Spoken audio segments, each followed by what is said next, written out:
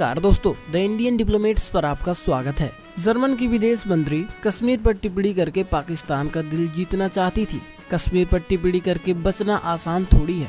उनके पाकिस्तानी प्रेम वाली बयान पर भारतीय विदेश मंत्रालय ने जमकर धोया था, लेकिन अब ये आदमी भारत में ही रहकर पाकिस्तानी राग में गाना गा रहा है। भारत विरोधी कश्मीर पर बयानबाजी कर रहा है।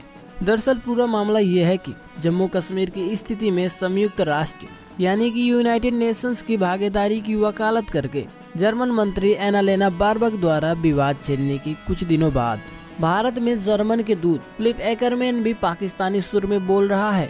भारत की भूमि पर खड़ा होकर पाकिस्तान को खुश करने के लिए भारत विरोधी बयानबाजी कितना सही है। फिलिप एकरमैन ने कहा कि द्विपक्षीय मार्ग ही आगे का रास्ता है और इस मामले में विश्व निकाय की बहुत सीमित भूमिका है।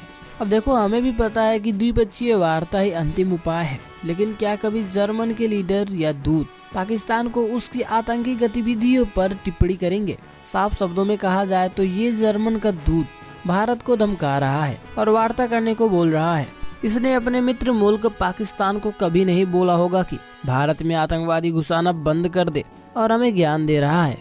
खबर यह है कि जर्मन के विदेश मंत्री की टिप्पणी पर भारत में जर्मनी के दूत फिलिप एकरमैन ANI से बात करते हुए कहा, सबसे पहले मुझे ये कहना होगा कि हम भारतीय पक्ष और भारतीय मीडिया की प्रतिक्रियाओं से काफी हैरान हैं।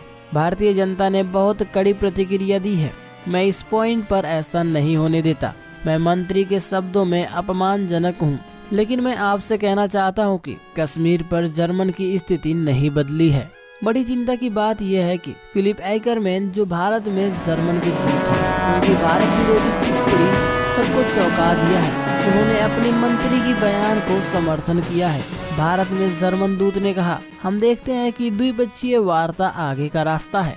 अब आपके जानकारी के लिए बता दूं कि हाल ही में जर्मनी में पाकिस्तानी विदेश मंत्री बिलावल भुट्टो के साथ एक ज्वाइंट प्रेस कॉन्फ्रेंस में बोलते हुए जर्मन विदेश मंत्री ने कहा, कश्मीर की स्थिति के संबंध में जर्मनी की भी एक भूमिका और जिम्मेदारी है, इसीलिए हम संयुक्त राष्ट्र के इंटरफेरेंस का गहन समर्थन करते हैं। भारतीय विदेश मंत्रालय ने बयान पर कड़ी प्रतिक्रिया व्यक्त किया और कहा, वैश्विक समुदाय के सभी गंभीर और कर्तव्यनिष्ठ सदस्य की अंतर्राष्ट्रीय आतंकवाद, विशेष रूप से सीमा पार इस प्रकार के आतंकवाद को बाहर निकालने की भूमिका और जिम्मेदारी है। भारतीय केंद्र शासित प्रदेश जम्मू और कश्मीर ने इसका खामियाजा उठाया है। दशकों से इस तरह का आतंकवादी अभियान यहाँ पर अब तक जारी है।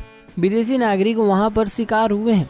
साथ ही भारत के अन्य हिस्सों में भी ऐसा हुआ है। संयुक्त राष्ट्र सुरक्षा परिषद और FATF अभी भी 26/11 के भीषण हमलों में शामिल पाकिस्तान स्थित आतंकवादियों का पीछा कर रहे हैं। दोस्तों, जर्मन की इस प्रकार के बयानबाजी हर भारतीय को चौंका दिया होगा। मैं मानता हूं कि इसमें चौंकाने वाली बात तो ऐसी कोई है नहीं, क्योंकि पाकिस्तान को जर्मनी जमाने से मदद करता आ रहा है। पाकिस्तान के न्यूक्लियर वेपन्स जर्मन के मदद से ही संभव हो पाया है। जर्मनी और फ्रांस दोनों पड़ोसी देश हैं। फ्रांस अपनी व्यापार और निवेश भारत में बढ़ा रहा है। इसी तरीके से भारत में फ्रांस को टक्कर देने के लिए जर्मनी पाकिस्तानी आतंकवादी संगठन में निवेश कर रहा है। इस बात में कुछ लॉजिक तो नहीं, मगर किसी को क्या पता। अगर आपको पता है तो कमेंट में जरूर लिखना। बाकी ऐसे ही अपडेटेड रहने के लिए द इंडियन डिप्लोमेट्स को सब्सक्राइब करके बेल नोटिफिकेशन को ऑल पे सेट कर लीजिए। मिलते हैं अगले वीडियो में।